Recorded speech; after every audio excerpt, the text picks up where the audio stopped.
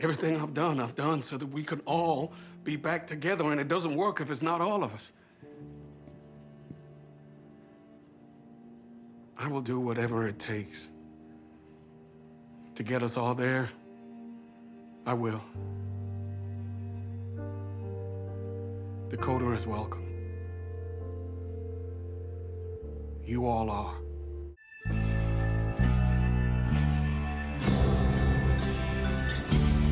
Welcome to NocBro Nation. Welcome back, guys. Jarrell here. And I'm Josh. And today we're here to review the mid-season finale of Fear the Walking Dead Season 6. Yeah, guys. So, sorry for the delay. Things have been crazy for us lately, but man, what an end to a mid-season. It's an episode earlier than normal, episode 7, but that's all right. We'll have 9 episodes when we get back next year. But still easily one of the best half seasons of Fear the Walking Dead so far. I know that we're reviewing the mid-season finale, but just talk briefly about this half of a season so far. I'd have to say it's the best of the series. Yeah, I mean, it was a little bit crazy just because of the the new guy that we met, Ed, who was basically, just creating walkers to scare people, which makes sense. But he was a little bit out there, and I think I mentioned in the reaction, like, is he doing like taxidermy kind of things? And yeah, he was. I thought he was so creepy at times. I thought we were gonna walk into a room of his family on the wall. Yeah, exactly. I think you said that in the reaction too. I think I did. I mean, I get it, and it was nice to see that quick redemption that he had after he got bit. No, he didn't get bit. I'm sorry, punctured, mortally wounded. Yeah. And I did, because you immediately feel for him. Yeah, you do. Because he was sincere that he wanted to protect them. He was just doing it in a completely wrong way, a weird way. I mean, I knew creepy way. Yeah, I mean, I knew that Alicia wasn't going to be killed, but at first, like when he stabbed her in the neck, I was like, whoa, whoa, whoa. Did we just kill off the last remaining Clark? No freaking way. No. But it just took him a while for him to get that out. I mean, it's like, Dakota said that Ginny killed her parents, and apparently she didn't, or something. Or maybe she did. We don't really know. It's Dakota. We have no idea. I believe her. Yeah. We don't know how young she was, so I mean, well, maybe she wasn't that young. I don't know. They may come up later. The whole come to me jungle friends moment that he had with his creations. That was cool. Those creations were crazy. Yeah, they were. The horns on the head of the walker, that was pretty sweet. The unicorn type one. Yeah, dude. It was really cool. But, Dakota and Ginny, I mean, it's very similar to... why can't I think of her name in The Walking Dead? Her mother killing her father. Wow. Lydia. Oh, Lydia, yeah. She saw her father get killed by her mother. Mm-hmm. Did Dakota see her sister kill her parents? Obviously it sounds like she did. Sounds like she did. Yeah, we really don't know. And that was what we were really excited for Dakota, is the dynamic between Ginny and her. And right off the bat, I mean, Dakota just does not want to be with Ginny. She's not down for it. Why would you? Well, I just didn't know if Ginny was that tight. Well, for one, we didn't know how close they were. 2, we didn't know if Ginny was kind of trying to, in a sense, brainwash her sister to believe their cause is good. But I just love the fact that Dakota has her own personality and she can see behind the lies of her own sister. She'll play along because she's young. She doesn't have anywhere to go. She can't really maybe be out on her own and survive properly. Yeah. So she's just going along with the flow. But I do love that she is, she's watched all of our group's tapes, so she knows every single one of them. And she was down to help them immediately. Yeah. Let's talk about Strand in this episode. I don't know about you. Let me know if you feel the same way. But his character's annoying me lately, especially this episode, because he's so fixated on making himself look better. And look, that's the Strand MO. Right. Yeah. Right? That's just him. Yeah. But this time, he's risking Alicia's life in doing that. Yeah. One of her closest confidants. Yeah. Strand's had a very up and down ever since we've met him. He's he's, I wouldn't say betrayed the group, but he's, in a sense, he's kind of betrayed them. He's come back and forth. Yeah. But I truly think right now, Strand is playing his part because he's mentioned it before about the damage from the inside. It's twice now he said that. He said it when they were first getting taken away by Ginny, and he said it again. The way that, yes, he's doing it, Alicia and them are going to view him as, what are you doing? But I know Strand is... for some reason, he just didn't want to do it now. He's like, we need to wait. We need to build things up.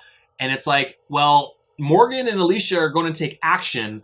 Why are you taking so long? Yeah, it doesn't make sense. If I still feel he's on their side for sure. Maybe to me, yeah, and I'm not doubting that. I just think the way that he's going about it is just terrible. Like, if anything, that opportunity was the opportunity to go after Ginny because she's wounded, she's vulnerable because she doesn't have Dakota.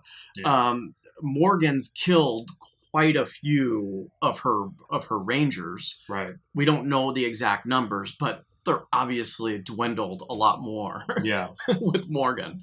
So if anything, now was the moment to take that advice and to go after Ginny. For him to be a little reluctant is a little wary to me. Mm-hmm. I mean, I understand that he wants to be kind of, the secret agent, the double agent inside, kind of what Daniel's kind of doing. And that's the thing, why hasn't Daniel struck? He's probably biding his time as well. I think if anyone has the right to slow play, it's Daniel. Because he's got a unique situation where they actually believe him. Right. Strand, there's still some reservations with Ginny, and now we'll talk about that later and what happens in the later episodes. But up until then, she hasn't fully trusted Strand. No, and I think that's what Strand is trying to do. He's trying to really get in her inner circle. So he's going to play along, kind of at the end of the episode, he said, I'm on your side, and he's being tasked with bringing everyone else in. It's going to suck to see that. But he's just going to do it so he can do whatever his plan is. We hope that it turns out good in the end, but for right now, he's kind of, he keeps telling our group, if you go down this road, there's no turning back. Like, dude, if you go down a certain road, there's almost You're no turning starting back to for go you. down that road. There's almost no turning back for you, because if Ginny senses anything, she'll kill you in a split second. Yeah. And then our plan is now wasted, because now we won't have that person on the inside who has somewhat control over Ginny. Yeah. You know what I mean? Yeah. Oh. Let's talk Morgan, since we obviously talked about him wiping out the Rangers. I mean, that was a crazy scene, watching Alicia almost tell Morgan, no, this is how it's going to go down, and if you don't like it... I thought they were going to fight. I thought Morgan was gonna swing. He was looking crazy, Morgan. He was. The way that he was talking, like, in a sense, he was like, I will do whatever I can to get us all together, even if that includes, like, forcing you to come with me. But I love the moment where he was confused by Alicia's decision. He was literally at a moment where, like, what is going on? Right. I think he even said that. Uh-huh. Like, what is happening? Yeah. Why are you not accepting my path forward? Right. Which was, don't take Dakota. Yeah. He wanted to use Dakota as leverage. Mm-hmm. And as bait. Alicia basically did the same thing for buying their freedom. But I think that, in the end, Alicia understood what they wanted to do, and Morgan so did Morgan. too. Yeah. And it was that scene was very powerful, because those are very powerful characters. Yeah. And they lead by example, and they lead. And it was just, I honestly thought Morgan was starting to turn again. I was like, don't go, Morgan. Stay back a little bit. That was a powerful scene, because you, as a Morgan fan, are just hoping and praying that he doesn't make that bad decision. Mm-hmm. And it looked like he was for a little bit. Yeah. Going back to Strand now, we get the scene where Morgan and them are telling Strand what they plan on doing. Yeah. And this is what I'm talking about, where Strand still decides, no, my plan is the plan that should be enacted. forget about yours. Like, It's just a head struggle, and nobody has a clear understanding of what Strand wants to do. That's the thing. then tell your group what the Exactly. plan is. Yeah, he keeps saying, well, we'll do more damage on the inside. But what are you doing? Yeah. What's the plan? There's no need to hide it from them. It's not like they're going to go and tell Ginny. They're running from her. Right. Yeah. That part I really don't understand. I hope we get more in the second half. But more things I know we'll get in the second half. I do hope that, John gets found. Maybe Morgan tracks John down. And, the rest of our crew will get together. The biggest questions that we have that we'll probably get in the second half is the end is the beginning group. Whoever that is. They seem to really be knocking at Ginny's doorstep. They are interfering with everything that she's doing. They're not really attacking her, but they're leaving tags of the end is the beginning everywhere. Morgan still has that key. We just have to figure out what that goes to. Which he doesn't even know. He doesn't know yet. Mm-hmm. And what the significance of that, is it still in the submarine or is it somewhere else? We don't know. And then, of course, what's going to happen with Sherry's group and Rowley and Dwight. I mean, I hope that all of them will come together and they all will come as one. And then is it all against Ginny? Is it against Ginny and the end is everything people? I don't know. We'll be doing a reaction to the Season B trailer and a breakdown here this week as well. But yeah, I'm fascinated. Yeah, I think the end is the beginning people are interesting. The submarine is probably the most interesting thing for me. I really hope that we get to that in the second half. But Rowley and Sherry, are they going to team up with Morgan? I think that eventually is going to happen. And I'm hoping that in the second half, we actually get a lot more understanding of Ginny's numbers. Because to date, all we've gotten is, well, Jenny's a scary threat. She'll just kill you. She'll hunt you down. That's all we've gotten. But really, I'm not seeing it. She's got 6 communities spread out in Texas. But yeah, we haven't really seen those other communities with like maybe numbers. 3 or 4 guys surrounding her at one time. Mm-hmm. I'm not seeing it. Yeah.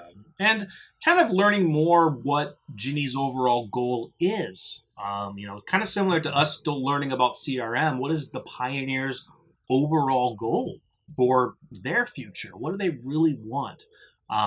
What does Ginny want with that key that she hired the bounty hunter to get? What is it? So once we find out what that is, then we might find out more about what Ginny wants, and then why the end is everything. People want that as well. I don't know. It's kind of it's almost like intermingled. I almost think the end of everything. It just seems weird. Yeah, I don't know. And it feels like the end is the beginning, not the end is everything. Yeah, it feels like we're setting up for this big aha moment that's going to connect every single. The end is the beginning. The Ginny's group, Morgan's group, like everything is going to connect into this one moment. And it's interesting. One thing I do want to talk about that we forgot is Alicia's reference to going back to the ball field. Yeah, that was awesome. That was great. That was awesome. We will going into a different video on that too, but that was amazing to bring up that she wanted to go back to the stadium. Yeah. And we know exactly why. And then you got to wonder how she feels when she hears from Morgan, I found a place that we can build and that I am building. Yeah. I just see that the future is going to be in that spot. And we'll see if we get there. Yeah, that'd be sweet. Yeah. That'd be really cool. Yeah, I mean, the season overall has been absolutely fantastic. Going from what we've had in season 4 and 5.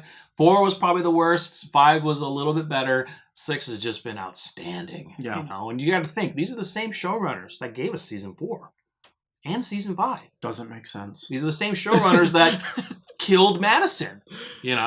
Yes, Frank Delane, who played Nick, he wanted to leave, but Madison's not dead. Madison's not dead. So, I mean, they've turned the tables. The one thing we will mention is that, so now, we got to see Grace, who is still pregnant. She's probably, let's see, we're at about 6-7 months in the timeline now, I believe. She's due soon. She's due soon. Yeah. The only characters we have not seen are the kids, the 3 kids that they saved in season 5. We haven't seen those kids or any of the other kids. Not sure that we need to, though. you know?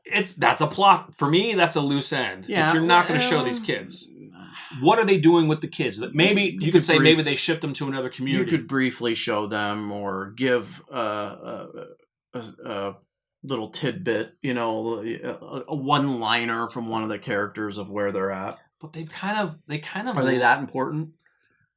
Not nothing against them. From the story of season 5, to me, they are, because season 5 dealt a lot with those kids, but saving those kids, and then they get taken away, and we never hear from them. But the story of season 5, there's also other big things in stories. Oh yeah, in the story of season 5 that aren't touched. Yeah, there was. Yeah, I mean, it's just me thinking of loose ends and things, plot holes that they may not mention, but they could mention it, like you said. The kids are at this place. Well, we do have historically a bad running habit of dropping things and never coming back to them in this show. Oh yes, plenty. So maybe the kids become one of those things. Yeah, there's been plenty in Fear the Walking Dead, unfortunately. So, that's about it, I think. I think that's it, yeah. We'll definitely have other definitely have other videos coming talking about certain aspects of Season 6, Season 6B. We're super excited. I believe it's going to be coming around April, maybe 2021, roughly around that time. We'll hear more. But let us know what your thoughts are of the Season 6 mid-season and expectations for the next half. Stay tuned. Yes, we are doing reactions for the remaining part of the season and everything else we have here. So if you enjoyed, give the video a quick like, subscribe. I'm Jarrell. I'm Josh. We're NocBro Nation. We're up.